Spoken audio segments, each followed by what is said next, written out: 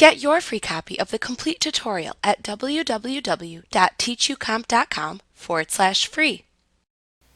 After adding your document's citations and/or placeholders in Word, you may need to go back and edit or add new source information. You can use the Edit Source dialog box to change your sources in Word. To edit a citation or a placeholder in Word, click the Manage Sources button in the Citations and Bibliography button group in the References tab of the ribbon to open the Source Manager dialog box.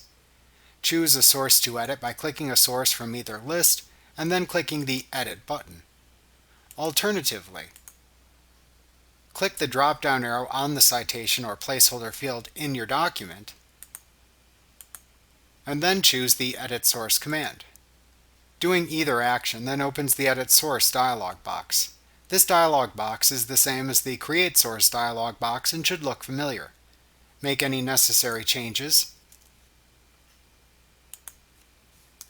and then click the OK button to save them and close the dialog box.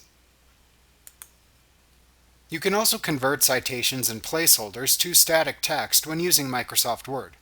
This is helpful if you want to keep the quotation but don't need it linked to a source. To change a citation to regular text in Word, first click the citation or placeholder in the document to select it. Then click the drop-down arrow in the Citations bounding box and choose the Convert Citation to Static Text command. Word removes the linked source and the citation changes from a field to normal or static document text. Like what you see? Pick up your free copy of the complete tutorial at www.teachucomp.com/free.